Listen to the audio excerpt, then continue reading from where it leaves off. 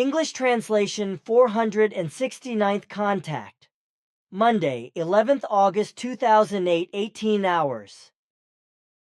Hello, Ptaah, and hello, Quetzal. Welcome and greetings, dear friends. Also my greetings for the early evening, my dear friend. My greetings also to you, my friend. And just like last time, I am unfortunately also in a big hurry today, so I will be brief. But it is a great pleasure for me to see you well and to be able to visit you at least for a few minutes. So, I want to explain to you the following regarding the questions you asked me about Florina. In spite of my hard work, which I have had to do for about a year now, and which takes up a lot of my time, I have taken the necessary time to get to the bottom of things and to clarify everything according to your questions. And what I have to explain in this regard, I think it should only be for your ears and for the persons you have named, because Florina has indicated it to me in this way. So I think that you will not write down the following when you retrieve the conversation record. My investigation has revealed the following. These are the facts to be mentioned, with which I hope that they will be helpful with regard to the decision to be made.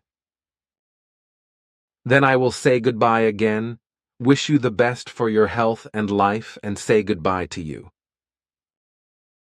Farewell, my friend. If time allows me and I am not in such a hurry anymore as a result of my work I have to do, then I will come back to see you for a longer visit. Thanks, my friend. Farewell also and goodbye.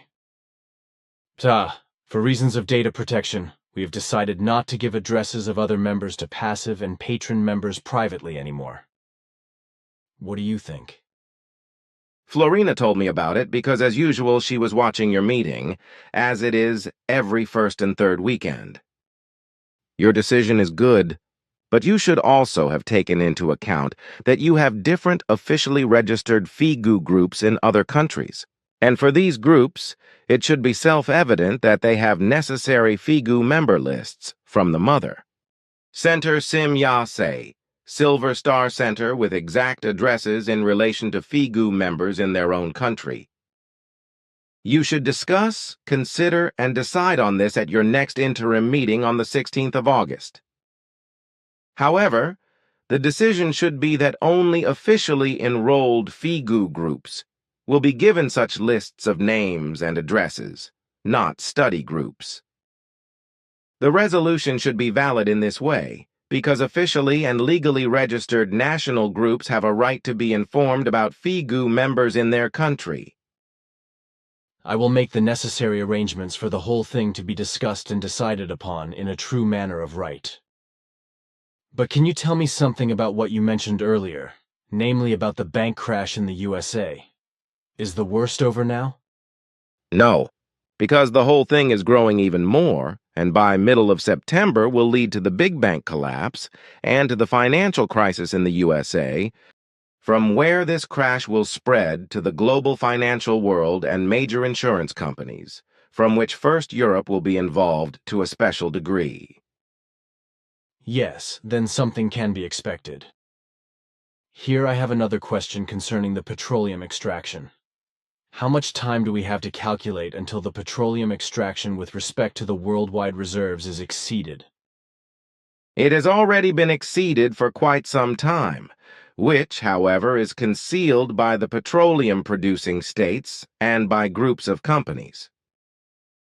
Is this also the case with Saudi Arabia? Yes.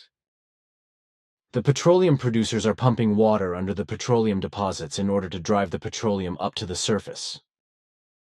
In the course of time, it can happen that the water rises above the petroleum reservoir, and then, in the end, only this water is extracted. This would mean the end of the petroleum production. The whole thing would evoke a worldwide catastrophe because the whole economy would collapse. The petroleum would get ever more expensive and just as prohibitively expensive for the private consumers as for the whole transport sector, which is dependent on petrol and diesel oil as well as kerosene. Through this, the transport of food from foreign countries would be stopped the same way as also the transport of other economic goods of every type. Also, mass tourism would collapse, and the people would have to go on holiday in their own countries, if they are then still financially able at all to do it. The cars, tractors, machinery, ships, aircraft and motorcycles would become valueless scrap metal, and the people would have to go again on foot or on bicycle and on horse carts, etc. Also, many products, like all kinds of artifacts and articles made of plastic, would disappear or get prohibitively expensive.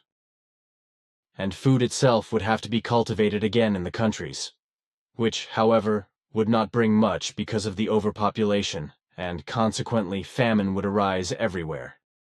In fact, a deglobalization will occur in such a case, which is really threatening, as well as also an enormous unemployment, which in the industrialized states alone could include up to 30%, while criminality and anarchism would take on uncontrollable proportions. To cultivate their own food again themselves in their own countries for such a mass of overpopulation as is given in those individual countries, which would have to become extremely active again in agriculture and horticulture, is as good as impossible, because the land resources as well as the existing farms, the market gardens and the plantations do not suffice for it, because already too much good cultivated land has disappeared, has been obstructed, concreted over and destroyed. A catastrophe is then unavoidable also with respect to the energy, because residential buildings and other buildings cannot be heated any longer because of the lack of petroleum, just as power stations cannot generate energy any longer if these are operated with petrol. Also, the lubricants for the motors and generators, as well as for machines of all kinds, will be lacking and will bring many things to a standstill. And an uncontrollable disaster would also arise in the hospitals with respect to medicines, as well as to the medical equipment and so forth, and as a result, many people would die. That's how I see the whole thing. If other ways of energy production and other materials which can replace petroleum as substitute for the everyday life articles and other goods cannot be found immediately. However, the two materials tar and natural gas belong into the same category, and are not eternally constant either. Also, the biofuels are an enormous problem which can only be solved through a definitive abolishment. And, if radically effective measures for a worldwide birth control are not taken, then in fact finally, the greatest disaster cannot be stopped. If all the evil really happens, then a scenario arises on the whole earth which can be well marked as the end of the world, or as the Third World Fire. Now ask yourself whether the clever heads among the researchers and the scientists as well as the responsible, ruling ones are clever enough to find possibilities and to take measures as quickly as possible to prevent this surely threatening catastrophe. They can only do this. However, if they finally listen to the warning and by taking out their fingers from their mouths in order to create effective and far-reaching measures concerning a worldwide birth control, as well as clean and petroleum-independent possibilities for the production of energy and doing things properly. It is also necessary that the people in general reflect and do the right thing in order to correct the criminal and senseless consumption of the fossil resources.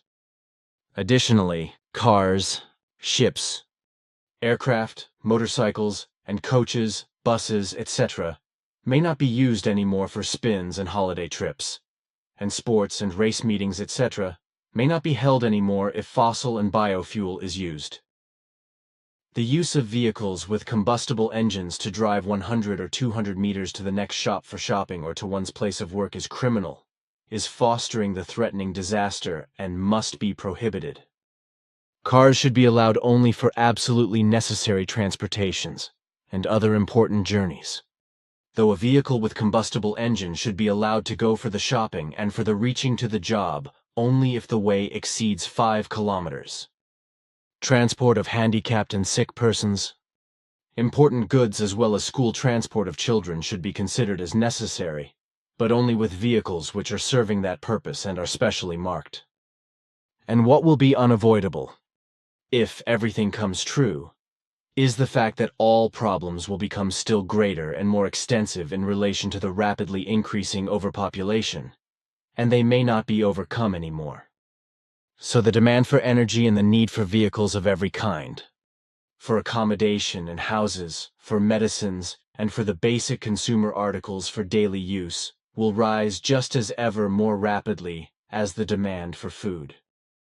And exactly in relation to the latter, it is insane that enormous and irresponsible destructive exploitation is practiced by those who keep various kinds of domestic animals which are fed with the best food that would be best meal for the human beings.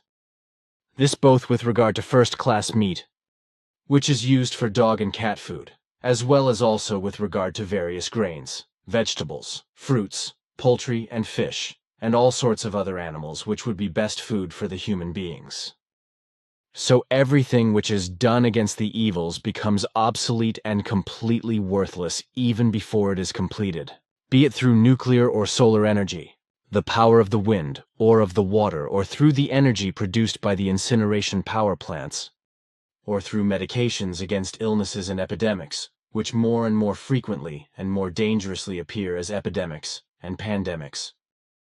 But also, the drinking water always becomes a bigger problem through the increasing overpopulation, and ultimately becomes a rarity, while the people are fleeing or are being expelled from their native countries as gigantic streams of refugees and invade the industrialized countries, where they hope for a better life, but causing more and more refugee tragedies and catastrophes. Also, as a result, illnesses, epidemics, and parasites are spread and are carried into the host countries, as this happens also through the transport of goods and products. Consequently, new problems and catastrophes are caused for the refugees in the countries in which they had been received. Another evil develops by the fact that more and more sexual intermingling of members of different peoples take place, which in the long end leads to big problems, and to new illnesses, and inevitably to a change of behavior, etc., depending on the scale of that intermingling. However, from all of this hate arises because of other mentalities, religions, and cultures, which leads to evil acts of violence which cannot be controlled anymore in a simple and peaceful way. You are picking up things here, which actually have hands and feet are making sense, as you have the habit of saying. The catastrophe mentioned by you already has begun to develop. Even if the responsible ones of the terrestrial governments and the economy, etc., do not yet see the whole of it, or simply do not want to admit it, as is also the case with the scientists and the general people. And you are speaking the truth that this global catastrophe actually is threatening and overtaking if the responsible ones of the governments and the scientists, as well as the general people, do not immediately undertake the necessary action in order to stop this already running process and do the right thing. I myself also calculated this as a great probability according to the law of causality, respectively of cause and effect with regard to that which is occurring on Earth for quite some time and also at present, and what can be expected. One must only sum up 1 plus 1, then the result emerges by itself as an irrefutable factor of reality. But what am I still interested in? Even your daughter Simya has once said that volcanic eruptions could be predicted very precisely without predictions seeing into the future. That is to say, alone through seismic monitoring and investigation of it, can the time of an eruption be predetermined very precisely. What was she speaking of? Volcanic eruptions can actually be predicted in an easy manner, at least with regard to short periods of time, which probably was the meaning of my daughter's explanation. Right. We spoke at that time in the context of weeks, days, and hours. If I have to explain the whole subject in a way that also the simple people not educated in geology understand it, I then must do that in a simple manner. In order to determine the moment when a volcano will erupt, respectively when a volcano will explode, the technique of seismography must be applied, through which in the volcano internal streams, which we also describe as magma chimneys or magma channels, respectively, The magma seismicity, or the seismic waves of magma, respectively, must be measured with seismometers when the magma is spasmodically pressed upwards by the enormous forces within the Earth. By means of the occurring seismic wave patterns, it can be very easily established whether a volcano is in a relatively dormant state or whether an eruption is coming. If the volcano is in a relatively dormant state, then it produces a quiet seismogram, which has long, jagged lines, where the points are short jagged to the left and to the right.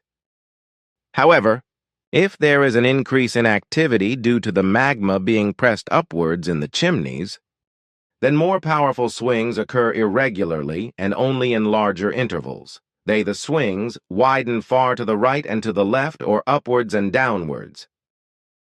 This is the case with a normal, relatively dormant state of a volcano. However, if a volcanic eruption is developing, then the short, jagged longitudinal lines of the seismogram becomes increasingly shorter, while the larger swings are becoming more and more frequent due to the increasing activity of the magma being pressed upwards. Therefore, the great swings amplitude of the seismic wave traces are getting increasingly more frequent and occur in increasingly shorter intervals, which indicates that the magma is more frequently and even more strongly pressed upwards by the elemental pressure from below, and is released through open eruptions and is flung out from the volcanic crater. However, if the volcanic crater is sealed or locked by an old layer of lava, respectively, or if a magma chimney is covered by soil or a mountain and cannot escape openly, then such an incredibly huge pressure is built that the magma searches for a way to the outside through an immense explosion. If this happens, then the whole mountain collapses, producing elemental mudslides many meters high rolling downwards and over the lands, up to 100 kilometers and more, while destroying everything and killing all forms of life which fall victim to it. If such happens to volcanoes in the sea, then tsunamis many meters high result, which roll through the sea, up to 1,000 kilometers per hour, claiming many human lives and destroying whole areas as well as the human achievements when they hit onto the land. But coming back on seismography, if the seismograms are correctly deciphered, and when the great swings amplitude of seismic wave traces, as well as the shorter jagged lines, are occurring in ever shorter intervals, then the instant when the volcano comes to the eruption can be calculated. With your explanation, I can understand the whole thing. It is actually quite simple if you know what to do.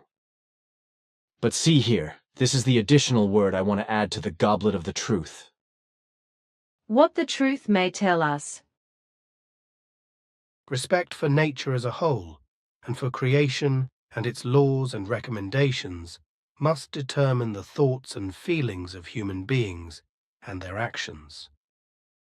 Human beings must be in harmony with creation, with nature, with the earth and with the universe, and with all the varieties of existence that arise from them. Rivers, stones, plants, animals, lakes, seas, brooks, springs, the air and water, trees and bushes, and everything that creeps and flees are also desirable life forms, and many of them are also connected with psychic vibrations. And all of them are intercommunicating beings, all of them knowing about their common existence. Consciousness and psyche of all creatures, in turn, are on a journey through time and through the countless manifestations of life, encompassing many physical existences. And in this process, death is a lead to a new birth, as well as the transformation into the world of the hereafter and the purely spiritual. This is the basis of the close and indissoluble intertwining of all life, and in this way, no life form seeks to rise above and rise above others within its association.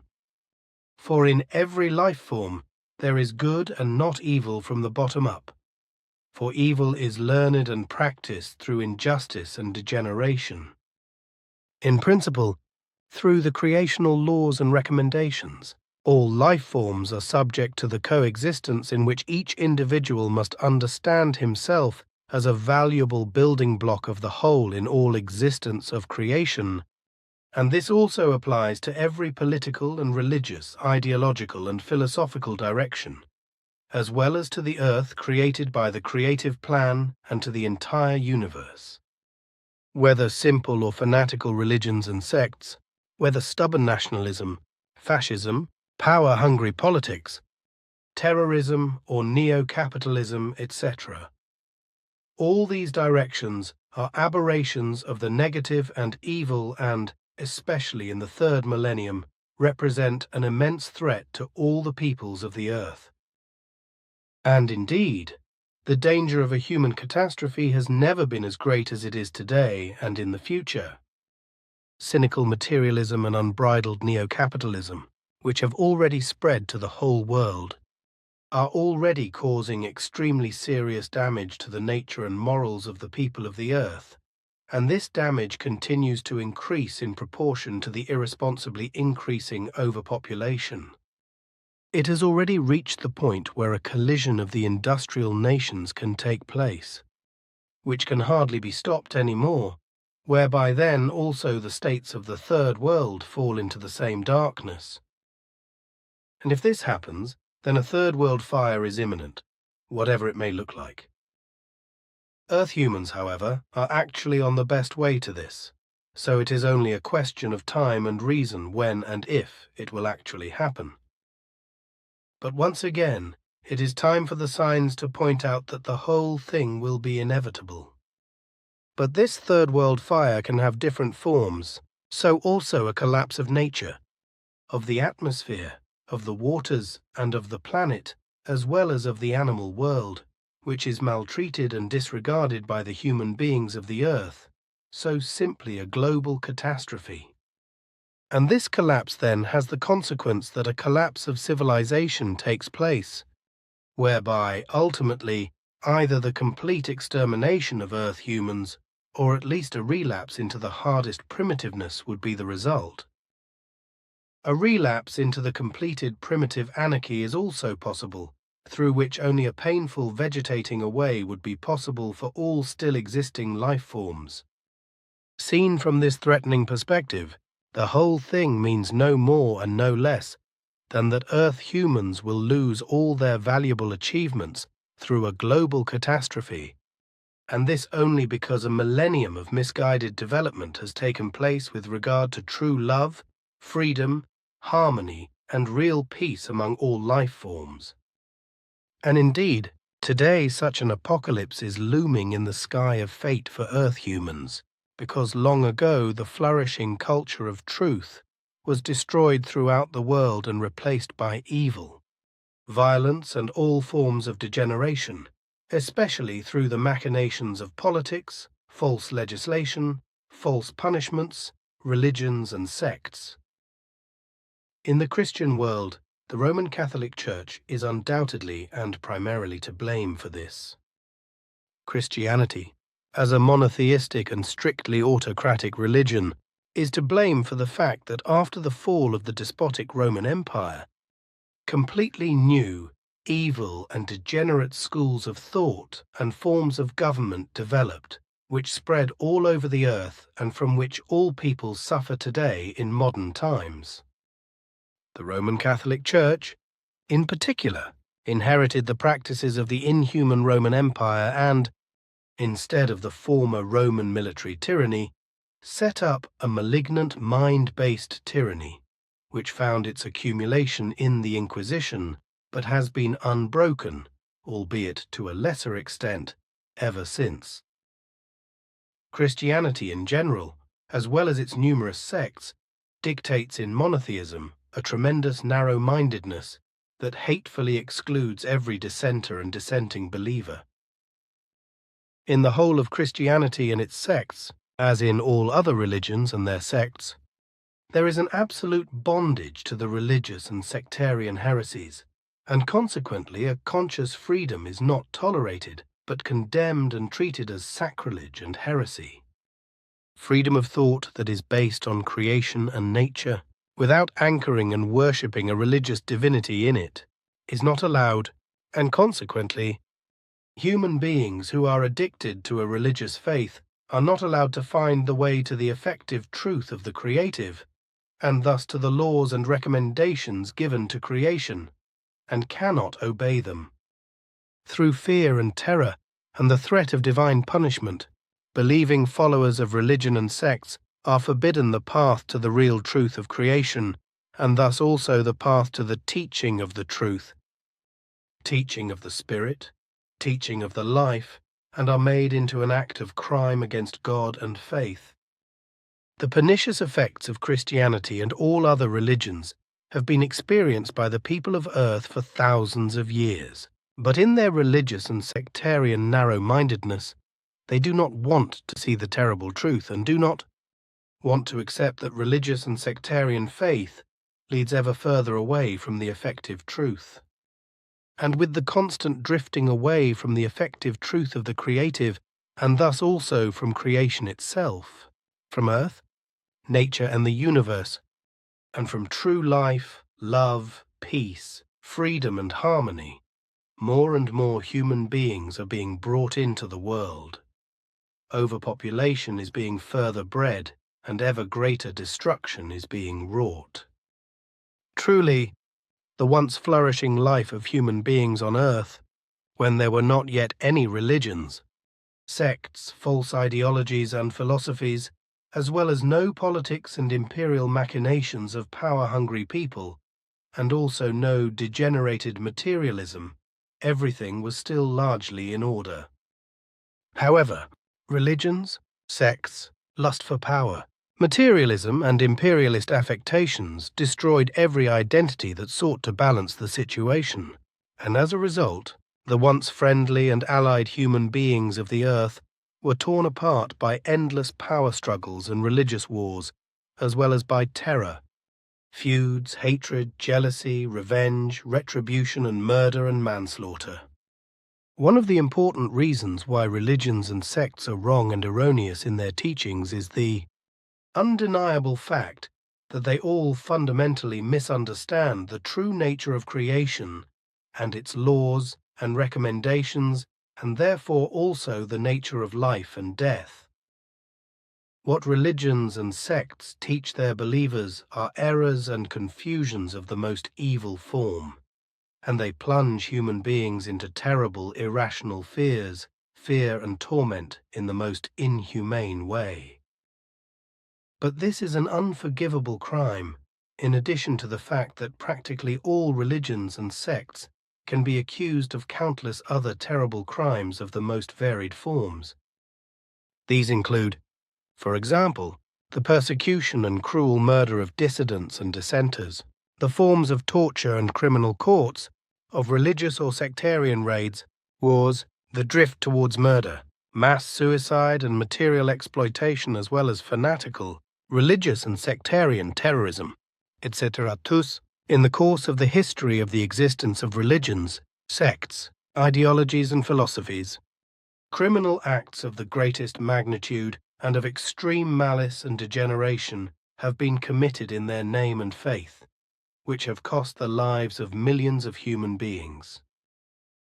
Truthfully, none of the two-faced religions, sects, philosophies and ideologies are humanitarian, even if their representatives and believers claim and lie about the contrary. They all speak with forked tongues and also act accordingly.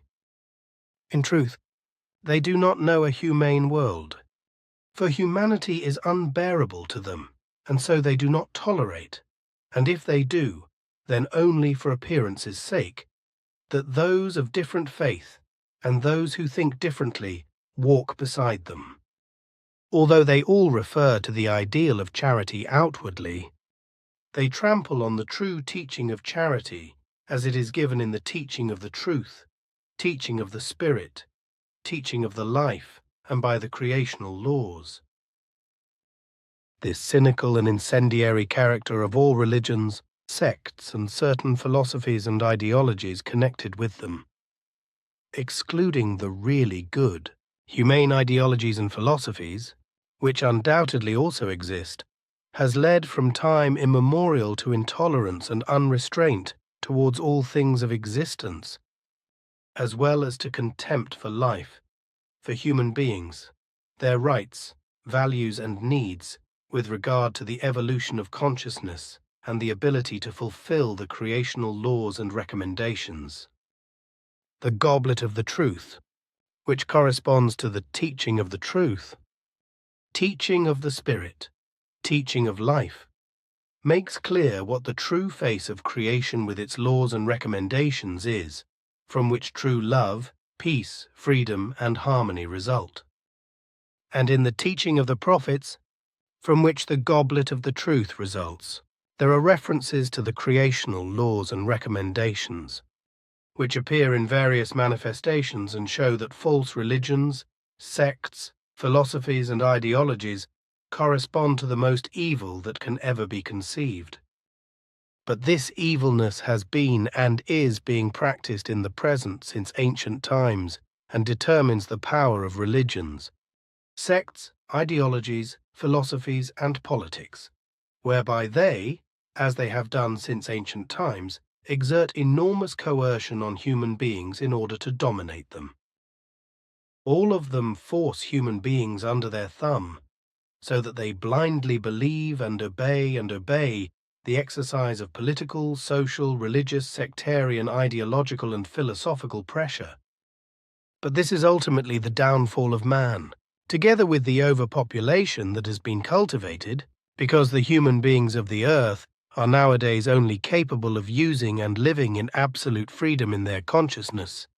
In the great masses, their truthful knowledge of the teaching of truth, teaching of the Spirit, teaching of life, and also of the creational laws and recommendations.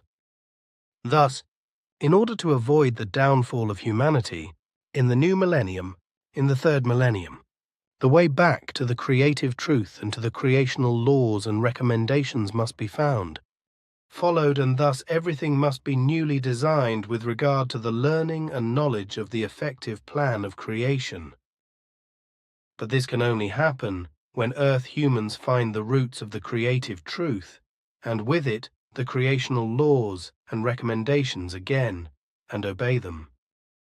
The modern age, the new age of Aquarius, offers the possibility of a turning point through the goblet of the truth, through the teaching of the truth, the teaching of the Spirit, the teaching of life. But this teaching, which has been kept ready from time immemorial by the true prophets, is by no means exhausted, for outside the known teaching it continues infinitely and never exhausts itself for human beings. Everything has developed in the human beings of the earth into pure power thinking, intolerance and contempt for women, as well as hostility towards nature, denial of the truth of the creational laws and recommendations, and also the rampant overpopulation by which the climate and nature of the earth are destroyed. Furthermore, the power thinking of the rulers and the evil violence of religious belief of every kind have also resulted in an almost unmistakable suppression of freedom of consciousness. This manifests a profound disregard for the natural and also the creational laws and recommendations, as well as for life and all existence. As a result of this, earthly humanity, if we look at the present situation, has been driven to the brink of a global catastrophe and is now in the best of times in the process of finally maneuvering itself into it, if the overpopulation is not finally stopped and reduced to a reasonable population level through birth control. The effective truth stands for the giver of life and for life itself as it is given in the bosom of creational laws and recommendations. The life-affirming creative energy connects human beings directly with the laws and recommendations of the comprehensive creation, and its power fills the whole earth and the universe. and it is the same energy that wants to be in harmony with all life, with human beings, the planet, and the universe. In this form, the life-affirming creative energy is an extremely important criterion for the essence of the effective creative truth and life itself. Untruth, however, the lie, is powerless and hostile to the creative and has nothing to do with the womb of truth, so lie and untruth lead only an illusory life. Those human beings, however, who are attached to this illusory life, have removed themselves from the truth and from the security of the creational laws and recommendations, as well as from Mother Earth and from the goodness of the universe. They are estranged from the truth, the earth and the creative, and are therefore beings of anti-truth, but with it also adversaries against the creatively warm and protective, because they can only assert themselves through evil, through violence, through lies and deception, as well as through the exercise of power and all degenerate things. All the catastrophes of all kinds, caused by mankind on earth, and ultimately also by the enormous and irresponsibly cultivated overpopulation, plunged the world and the whole earthly population into the abyss in a way from which it is very difficult for them to work their way out again. And all the catastrophes that have occurred worldwide, and that have been triggered and brought about by humanity on earth, have only happened because the principle of truth, and thus also the creational laws and recommendations, have been violated instead of following the truly wise path of effective truth and the teaching of the true prophets, which has been handed down from primeval times as the spiritual teaching, or rather as the teaching of the truth, teaching of the Spirit, teaching of the life. And therefore this truth is also given in the book Goblet of the Truth, of which a first part, namely the teaching of Enoch, was also called Cauldron of Life by the Druid Prince Merdin, alias Merlin, and has nothing to do with the alleged Grail of Christianity, which is based only on lies and deceit, never existed, and in which therefore also the blood of Emmanuel Jesus was not caught by Joseph of Arimathea at his crucifixion. The real Grail existed only as a holy place, and in the Cauldron of Life was locked up the document, a document of the teaching of the true prophet Enoch from the 7 row of the Nocademion. The document was given as a copy of the Pleiaranin Kerikwena, the Triple Goddess, to the Druid Merdin the Laughing One, later commonly called Merlin. Merdin poured the copy into the chalice that became known as the Cauldron of Life, and Christian adulteration was used to make the Grail. But this is not in any way connected to it, because the Grail was a place with a spring, surrounded by trees and plants, where the Druids used to do their meditations. And this Christian Grail adulteration has been handed down from its origin to the present day, but again in another monstrous adulteration, which claims that it is the cup or Grail of Emmanuel Jesus, from which Emmanuel and his disciples drank at Holy Communion, and in which Emmanuel's blood was collected at the crucifixion by Joseph of Arimathea. This monstrous lie and falsification of the truth also applies to the so-called Holy Lance, with which Emmanuel Jesus was stabbed in the loins by a Roman mercenary on the cross to ascertain his death. And since this lance has been holy ever since, and since it also contains immense power, which is supposed to make rulers out of the greedy for power, it is highly honored. In truth, however, this lance never touched Emmanuel's loin, for it is a Christian forgery that was not discovered until the 8th century AD. It is also the so-called Turin shroud, which is supposed to show Emmanuel's Jesus image, but is in fact the death image of an Italian merchant named Caesar Canova, and was made by his brother Luciano Canova, who studied alchemy. Merdin, that is to say, Merlin tried to teach the teachings of Enoch through his influence with King Arthur. That is to say, Arthur, who was his protégé and pupil, and with the pagan knights of the Round Table, but failed miserably, because the fierce clan leader Arthur and his pagan knights could not get along with the teaching.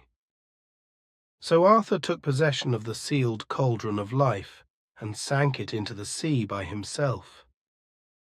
Christianity has falsified the actual image of the Grail, or the image of the holy Celtic meditation place of the Druids, beyond recognition.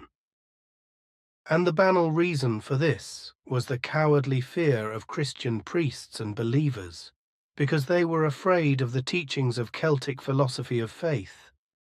Over 2 millennia, the whole thing plunged millions upon millions of believers into a boundless disorientation of knowledge and truth, resulting not only in many wars, degenerations and evil of all kinds, but also in the destruction of millions of human lives, many of them through the delusions, lies and falsifications of Christianity and all other religions and sects. But from all this together also resulted a tremendously deep-rooted fear of life, which was increased by the terrible obsessions or fear-related obsessions with death, which were brought about by Christianity and the other religions. The craziest of all religions is Christianity, which claims, in its madness, the one-time physical rebirth of its alleged Son of God, Jesus. In early Christianity, it was even claimed that this would happen very soon after Jesus' death, and this was also true of those who believed in him. For this reason, in ancient times, thousands upon thousands of decaying corpses were properly hoarded in the living rooms of houses, which logically led to catastrophic epidemics, as is especially known from ancient Rome. Later on, Christian theologians proclaimed the return of Christ and the resurrection of the dead at the Last Judgment to be the end of time, and thus postponed the fulfillment of all deception and nonsense to the never-never day or to a never-when. But this in turn led to the fact that instead of the hoarding of corpses, other crazy and pathological aberrations appeared, as for instance the feeble-minded and far-reaching cult of relics, which still today floods the whole of Christianity, as also other religions and sects. The believers are not only literally inundated with allegedly genuine, but truly false utensils from human beings raised to be founders of religion, but also with alleged body parts of obscure saints and martyrs.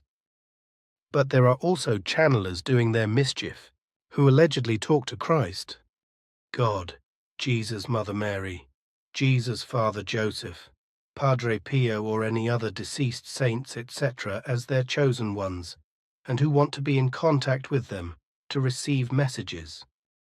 And the fact that so-called sanctified ones or castaites appear at the same time and make the faithful even more nonsensical by causing stigmatization or the 5 wounds of Christ on their bodies through their broken psyche or through clear self-mutilation further encourages all this nonsense. But this is also the case with regard to the alleged exorcism by Catholic priests and other devil and demon believers, by which human beings with very serious psychological damage and psychophysical states of excitement are often tortured to death. Christianity also intervened in the life after death, as a result of which the faithful since the existence of the Catholic Church have fallen into terrible obsessions. The rebirth of the spirit form is strictly denied, and the hereafter is presented as a kind of limbo called purgatory and as actual hell. Contrary to this, heaven was invented, in which a god supposedly has his residence and welcomes into his kingdom all those who piously dance to his violin. And with reference to this psychotic fantasy, the Christian religion, as well as sects and certain other religions, claims that heaven is virtually the terminus for human life. But anyone who fundamentally sins against the Christian faith and everything connected with it will inevitably end up in hell for eternity and will have to suffer endless and terrible torture there. But all people who die, except the saints, cannot go straight to heaven in the process, for everyone must first be purified by purgatory, and this over a period of millions of years, in order to become purified and worthy of heaven in the form of alleviated tortures in hell, and thus to attain heavenly purity. If we take a look at all this Christian religious nonsense, we can see that the whole thing is an extraordinarily underdeveloped attitude of consciousness that could only develop from a sick human brain. And every human being who study the relevant religious writings of Christianity and the other religions and sects of the same or similar orientation must recognize, if they are capable of clear thinking and reason, that the authors and advocates of all these absurdities are and were psychopaths throughout, who transferred their own irrational fears and delusions to their pathologically stupid and primitive, false, idiotic, and incomprehensible heresies. Seen in this way as a whole, the religious and sectarian teachings of life and of the last things of all existence are not just one great error, but an all-encompassing misleading and malicious lie through which innumerable human beings go astray, far from the truth, to rot in ignorance of untruth. This is because, through the false teachings of religions and sects, philosophies and ideologies, they are given a completely false and frightening idea of life and of the effective truth and of the real creational laws and recommendations. And so, all religions and sects, all philosophies and ideologies, and all human beings who adhere to them have simply not grasped the true meaning of truth. All you human beings of good reason and good will are called upon to face the fundamental conflict between good and evil and the degenerate, and to take the side of the positive, the progressive, and thus of good and life. And all of you, human beings of the earth, who have the courage to fight against evil, the negative and the degenerate, must offer help through your sharp reason and your intellect, through love, peace, freedom, and harmony, and use only these as weapons. Only through these weapons you can fight against all the rampant contempt for humanity and the destructive rage of all those human beings on earth, who are addicted to evil, violence, materialism, capitalism, and the degenerate and inhuman. Put up your resistance against all degenerations that threaten life and all existence, and put up your resistance against all evil today, in the present and in all future, because only through this you are able to bring about a healthy change in every respect. Never bow to evil, but do everything in goodness, righteousness, justice, and according to the creational laws and recommendations and their truth, so that you may bring about the final defeat of the negative and evil principle. Do it always in reverence and dignity for life, even when you suffer terrible setbacks. Hold fast to your knowledge of the effective truth of the validity of the creational laws and recommendations that teach love, peace, freedom, and harmony, that you may live with them. Fight for this truth, just like all the true prophets of all times, and like all those people who have done this for truth and life for thousands of years, and who are doing it today, tomorrow and in the future, even if the successes were or are only small, but constant dripping wears the stone. This is the motto for it since time immemorial. Humanity and democratic social orders have been achieved and implemented over time by peaceful people fighting according to reason and truth, as well as many human rights and other values. These are visible and tangible results of those human beings who have fought and continue to fight for them for thousands of years. And if, on the other hand, earthly humanity today stands as if mockingly close to the abyss of the destruction of all things, then it is precisely in this present epoch that the chance of a change and the victory of the struggle opens up. which, however, requires that the people of the earth finally decide for the good, positive, for the value of life, and for life itself. The truth is that with the third millennium, a new chance is rising in the sky of destiny, which can make the darkness of the past warlike millennia disappear and immerse the future in glittering brightness. All that is necessary is to grasp the chance at its roots, to respect the teaching of the prophets, to live according to the goblet of the truth, which the Celtic Druids already called the goblet of life and cauldron of life. Human beings of Earth find the way to a positive, life-affirming consciousness so that you can finally truly live your life and begin to shape your future in love, peace, wisdom, freedom, and harmony. Because despite the threat of evil, you have the opportunity and chance to do so.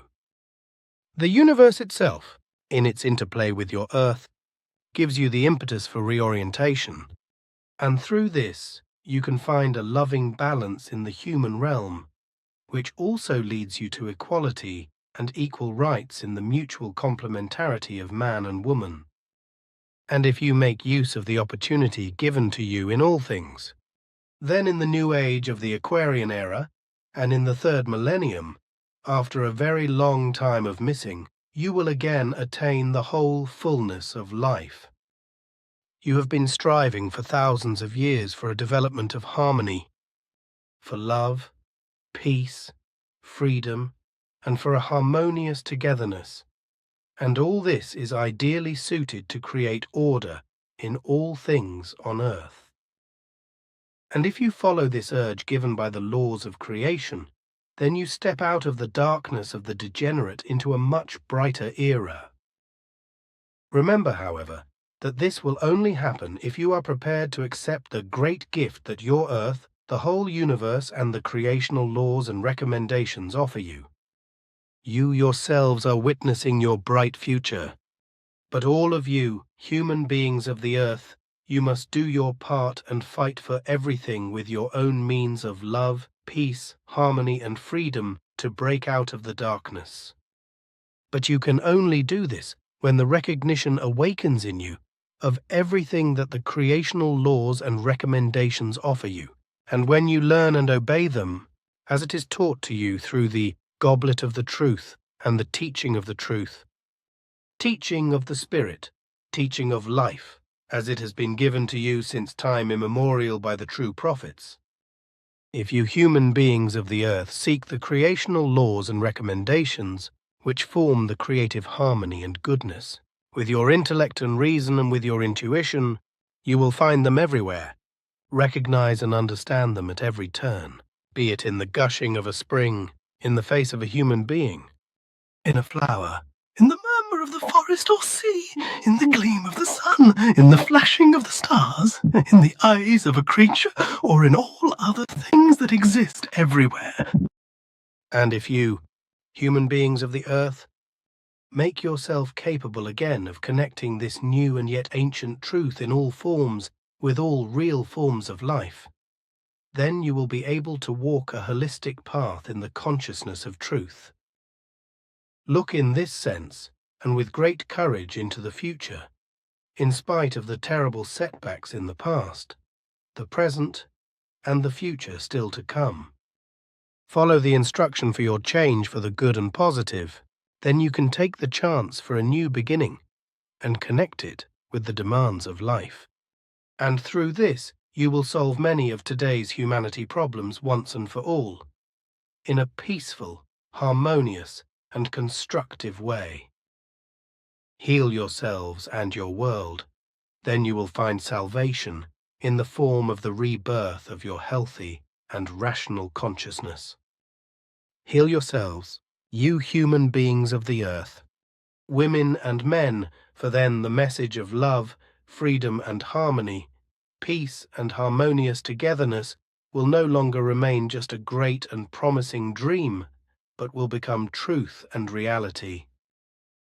For then it will be realized for you that you will bring forth new and good deeds, thoughts and feelings, as well as infinitely rich life experiences, whereby your life will unfold for true happiness.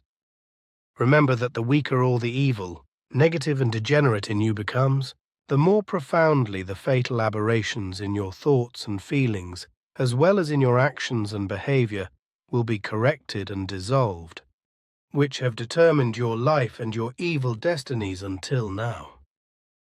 Of course, it is still the case that many of you human beings on Earth who want to follow the truth of the creational laws and recommendations still have to overcome many and strong resistances. But consider that all true prophets also faced such challenges and had to overcome them, and as they were able to do so, so it is also possible for you if you are only willing to do it. Simyar Say, Silver Star Center, 10th August 2008, 0117 hours. Billy. This is very well written. And as I thought, it is indeed worthwhile that you also integrate these words into the goblet of the truth at the beginning of the book, along with the other things, as we have already discussed. And what I once have to say in regard to your detailed and clear language and to all that you teach and write, concerning the doctrine in connection with your mission, should be a clear and unshakable proof to all ignorant and counter-creating Earth humans that you are really and truly the herald of the modern age. By this, however, I do not mean just a simple prophet for a certain people, such as those who from time to time appear again and again with different peoples, proclaiming half-truths or even actual heresies. You are not only a prophet who knows how to interpret the events of the future, but you are also a real proclaimer in the value of proclaiming and teaching the infallible laws and recommendations given by creation, which was not ever the property of any of the simple prophets, but only of the prophet-caller personalities from the spirit form line of the Nacademian. Therefore, your duty and mission is not the same as that of a prophet, who in his actions is only devoted to one people and its religion. Because you are of a different kind, because your mission is a prophethood, but also a proclamation, not of a popular, but of a global kind. So you are a world prophet and at the same time also a world scout and a bansroot, like Nocodamion, because you bring the teaching of the truth, teaching of the Spirit, teaching of the life, and thus the creational natural laws and recommendations for the whole of earthly mankind, and this in addition to the fact that through your efforts also foreign humanities on other worlds learn and profit from it. But now to something else, before you can say something against my words again. You have also asked Florina to clarify certain things concerning King Arthur and the Druid Prince Merlin. In my father's Sfath records, which he kept about my grandfather Ezekiel, the mediator, note Billy, I found something that might interest you, and it is this. King Arthur, or Artus, king of the Celts, contrary to today's depiction of having been a hero or the like, was absolutely not a courtly king in shining armor, nor a good-hearted and noble hero.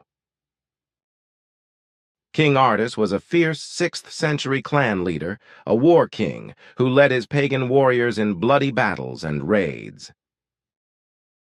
He was a slaughterer and kept the name the Boar of Cornwall. His knights truly were bloodthirsty, murderous thugs, as you say. Artus himself was Merlin's protege, a pupil of Merlin the Druid for 7 years. Arthur, born 4.1. 469 died 11.8. 509 at the Battle of the Comlin Crooked Valley, in a duel with his nephew, the cunning Prince Medraut, was a brutal and stubborn person, for whom a human life meant very little or nothing. Arthur's wife was Gwynwifara Gwanhamara, or Guinevere. White Spirit, Shining Spirit. Note, Billy. His father was Uther Tudur, carrying the surname Pendragon, who was already married and impregnated another woman in a most insidious manner, and thus procreated Arthur.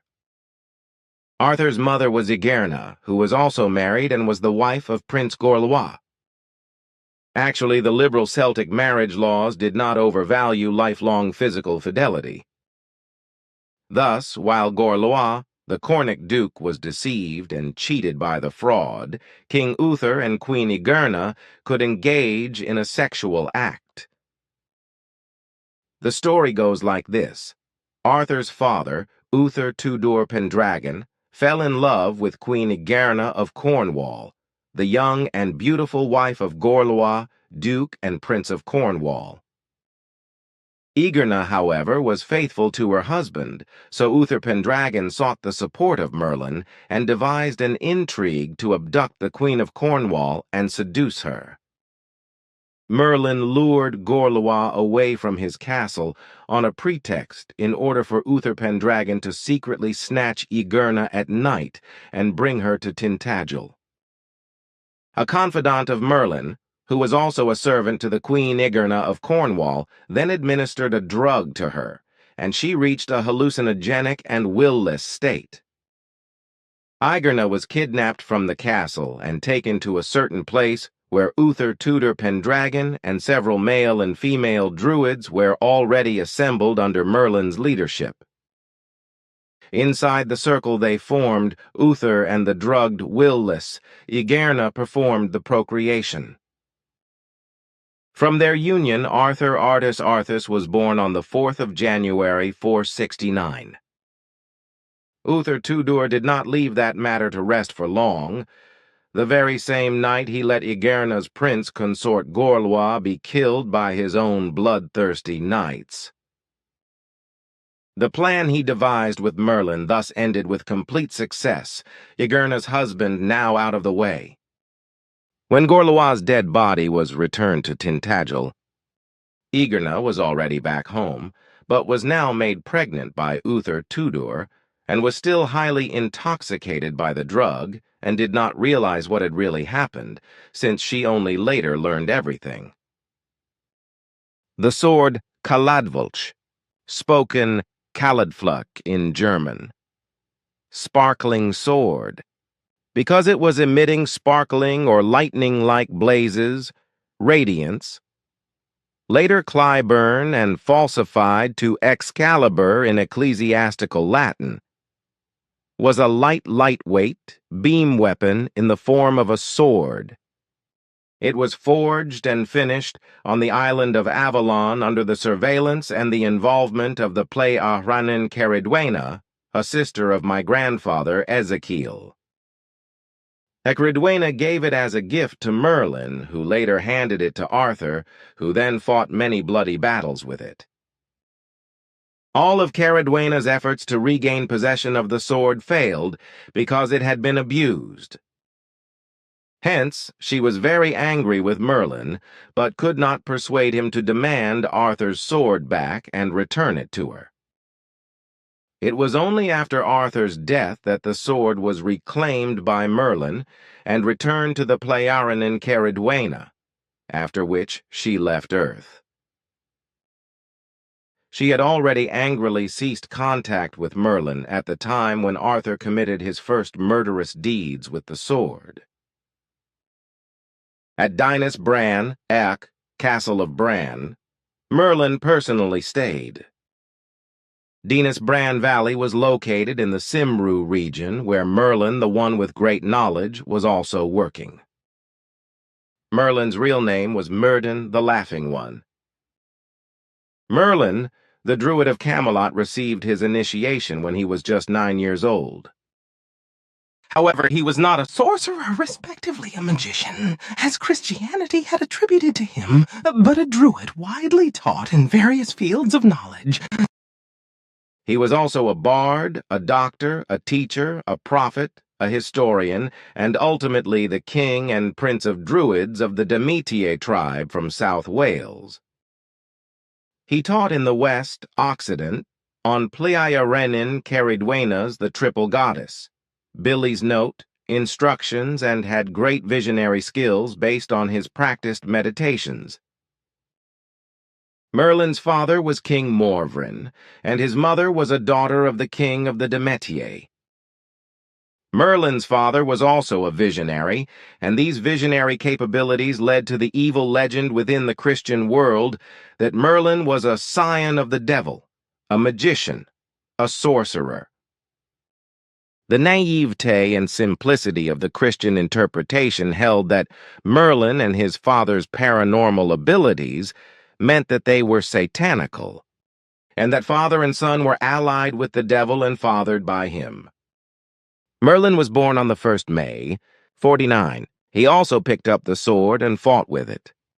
And he used his skills in military operations and as Arthur's military advisor, contrary to the instruction and wishes of the Ptaah and Caradwena, however without becoming morally bankrupt. Merlin also fought with his sword against the warlike Christian intruders who stole into the country through murder and arson, killing off or suppressing the population, to spread the Christian faith, conquer the land, and destroy Celtic philosophy and beliefs. After his last fight, when he was 66 years old in year 515 at the lost battle at Arf Dereed, Merlin fled and settled down in a remote area in the wilderness of Caledonia in the Cheviot Hills, where he lived as Mirden Wilt Merlin in the wilderness. He lived there for some time and then returned to his hometown, where an old female druid named Ninian, also known as Nimue, joined him and was a good friend to him. When he felt his death approaching, she finally accompanied Merlin on Innis Enlibardzi Island, which he had chosen as his death place. He died there in the arms of the old druid on the 14th of June 542 at the age of 93, and he was buried by the wise woman in a rocky cave according to his wishes. The Knights of the Round Table were malignant, bloody knights and not heroes, as they are presented today. Merlin, being a seer, made prophetic and foresighted statements of which his dragon prophecy made at Dinas Emrys fortress of Emrys or Ambrosius, respectively, is very well known, besides those which he made in the wilderness of Caledonia. Merlin was already contacted in the year 466 by the Pleiaren in Caradwena, a sister of my grandfather Ezekiel the Mediator, as I said before. This took place after the High Council decided to convey Enoch's teachings to Merlin, which he was to disseminate in order to contain the barbarism of the Celts, so that they would refrain from barbarity and their bloody battles. Merlin, being a Celtic druid, was chosen because the High Council hoped that with his help, King Arthur, who, according to a foresight, was to be born on 4th of January 469, would transform Enoch's teachings of love, peace, harmony, and the freedom and equality for all human beings into reality. The real reason for this undertaking was the Celtic philosophy, which in many ways parallels the teachings of Enoch, whose wise, effective, and widespread approach should be implemented to make the Celts give up their degenerated behavior of barbaric killings and fighting battles. Merlin received a copy of Enoch's teachings, being the first part of the Goblet of Truth written on earth, memorized it, and then locked and sealed it in a cauldron. This cauldron was no vessel made of gold, but of bronze, and decorated with a ruby the size of a cherry's.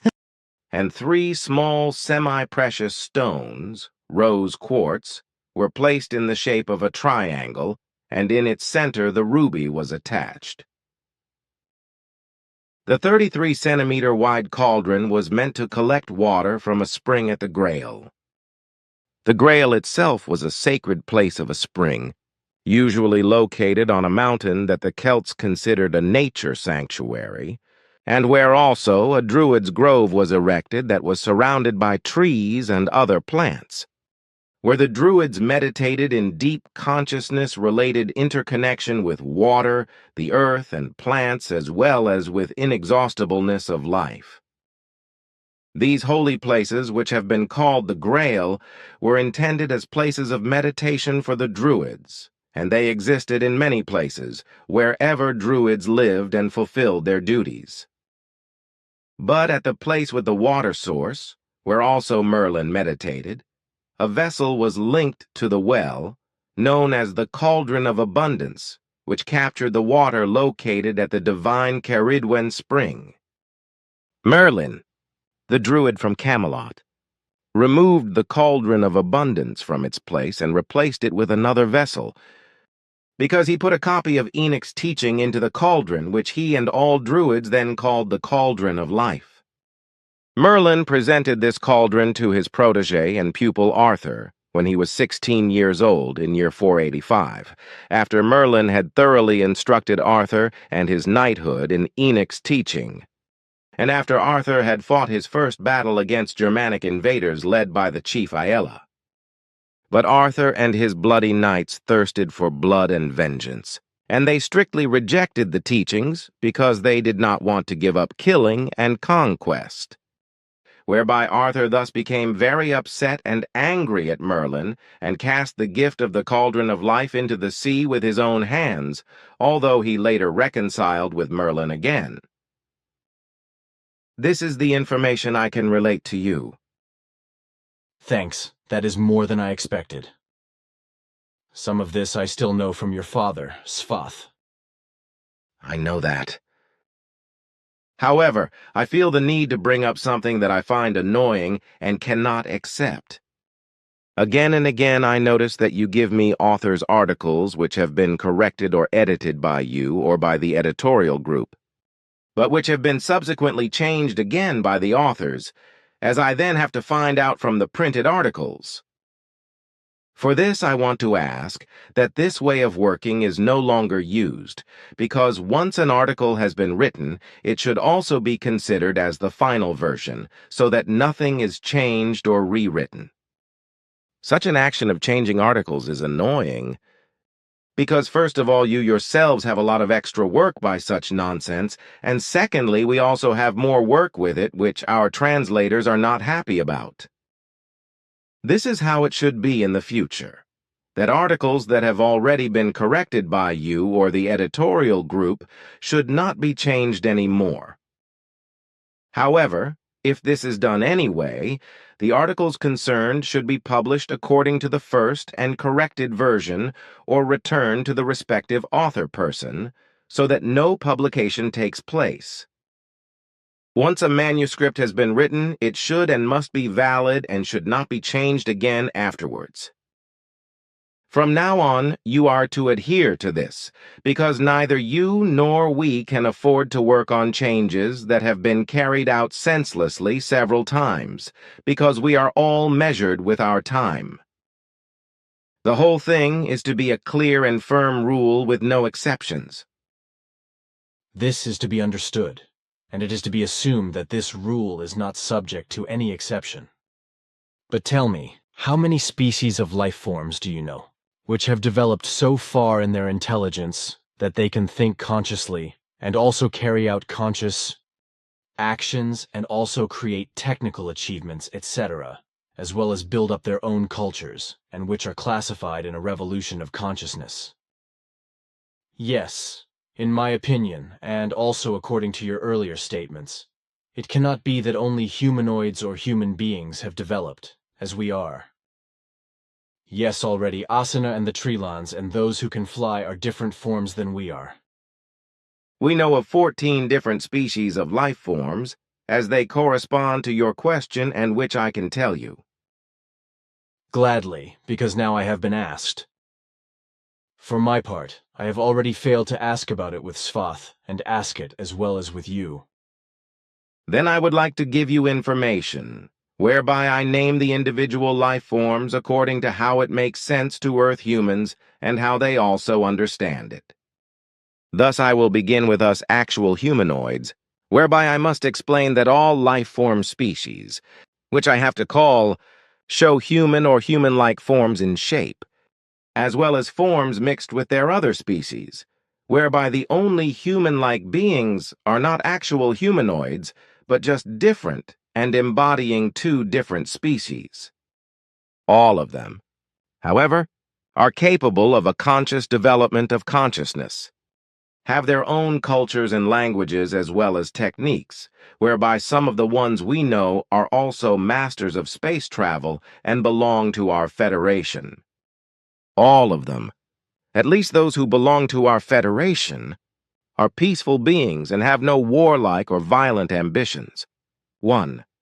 Humanoids are human beings in the form in which we Pleiaren and the Earth humans, as well as many of us, are allies of our Federation, to which, however, other life forms also belong, which cannot be called humanoids in our sense, because they are of a completely different kind, but nevertheless consciously capable of evolution and have developed their own cultures and techniques as well as languages, as I already explained. 2.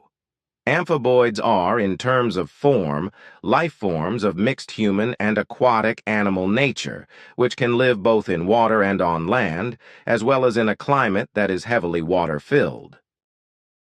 Asina, for example, and her people are among them. 3.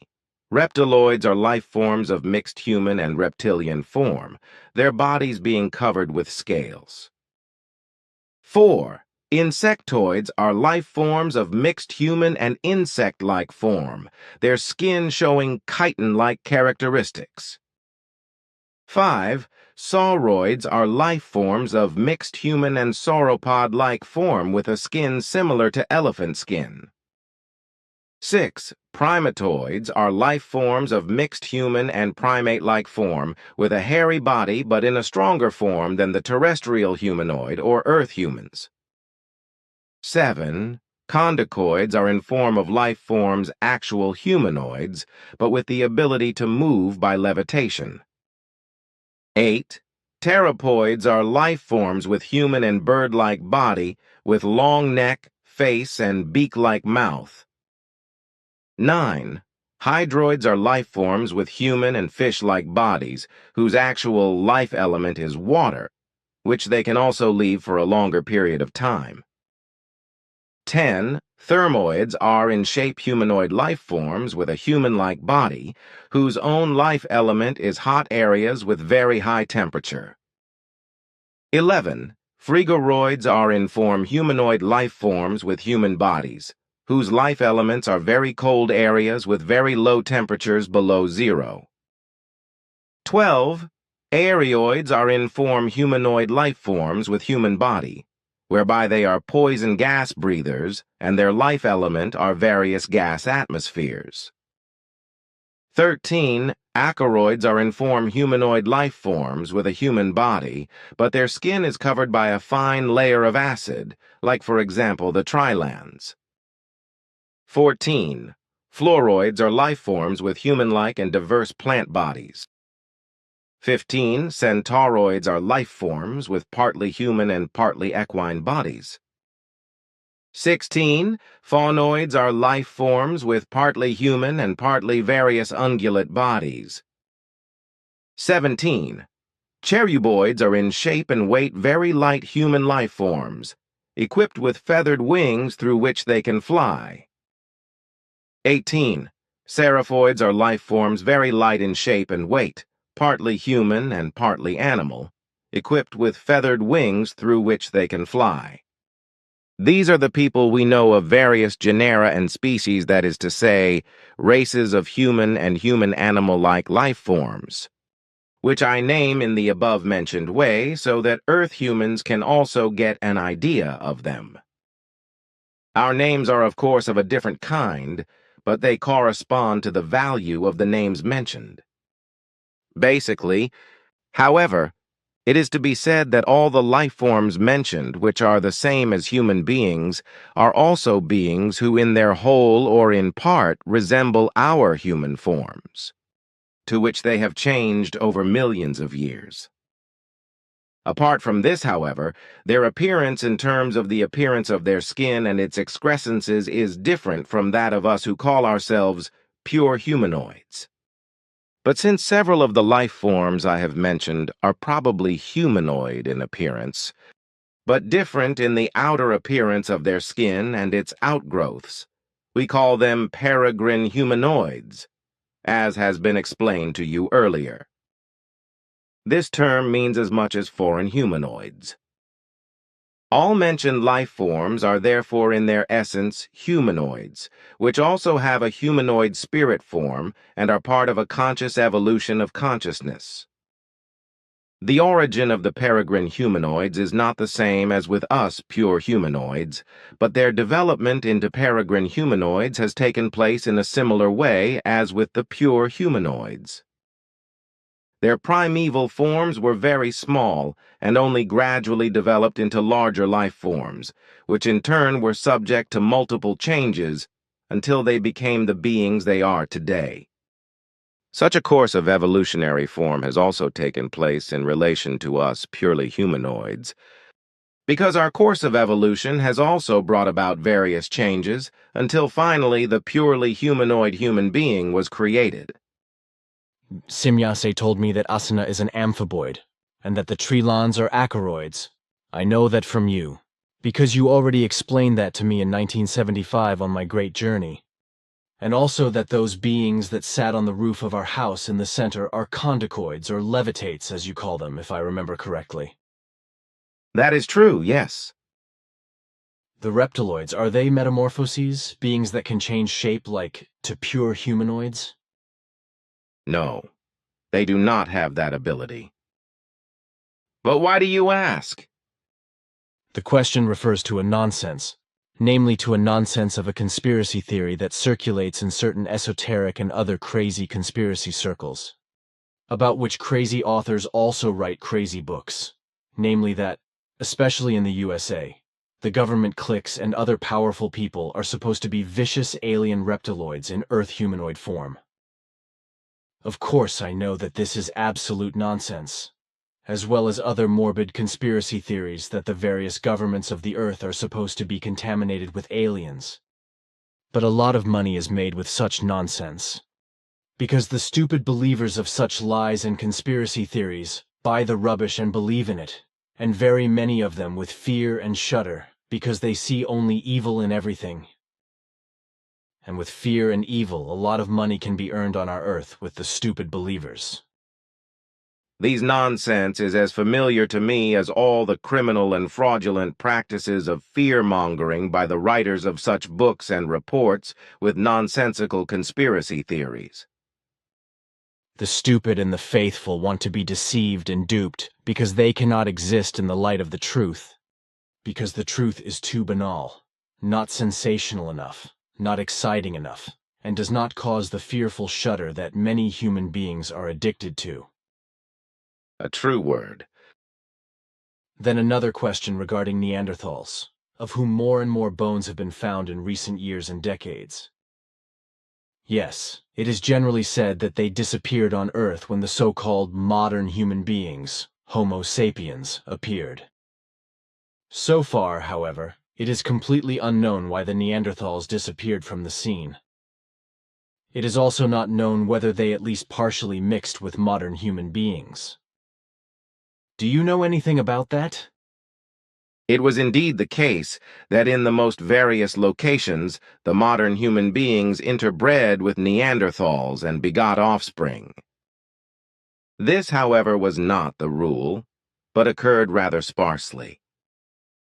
As a rule, the modern human beings hunted the Neanderthals and killed them to use them as food because the early Homo sapiens were cannibals, and as such they by and by wiped out the Neanderthals. Partly, the modern human beings held Neanderthals as captives, which they killed and ate in case of need for food. Such captives were also used on certain occasions to perform sexual acts with the Homo sapiens, and indeed with both sexes. As a result, also certain female Neanderthals and Homo sapiens bore hybrids as offspring, which, however, was not often the case. Now it dawns on me again that you and I, as well as Sim Ya-se and Quetzal, once briefly discussed this. As far as I know, however, it had only been recorded in private and not in a conversation report. Yes, that was the case, at least as far as I was concerned. We actually talked about it once, but we only touched on the subject briefly. But now, Edward, dear friend, I would like to talk to you in a very private way. So be it, my friend. I also have something else that I do not want to make a big deal about. But first I have one more question. Is the term Star Child familiar to you? Yes, this is a skull which has been found and is about 1,000 years old. The exact age is not known to me, and which has been described by irrational and irresponsible authors of dubious books and writings as the skull of an extraterrestrial, or as a hybrid product between extraterrestrial and Earth humans. Which, of course, is neither in one case nor the other. True, because the skull corresponds to nothing more than an earthly human skull anomaly. The mother and father were Earth humans, and the human to whom the skull belonged was a hermaphrodite, that is, a bisexual, in which both sexes were approximately equally pronounced. The skull is very strongly deformed by the anomaly and looks a little strange, but this is not uncommon with skull anomalies. With skull anomalies like this, it is also a rule that skeletal anomalies occur. Thank you. Now that is being clear. So we can now move on to the private sphere.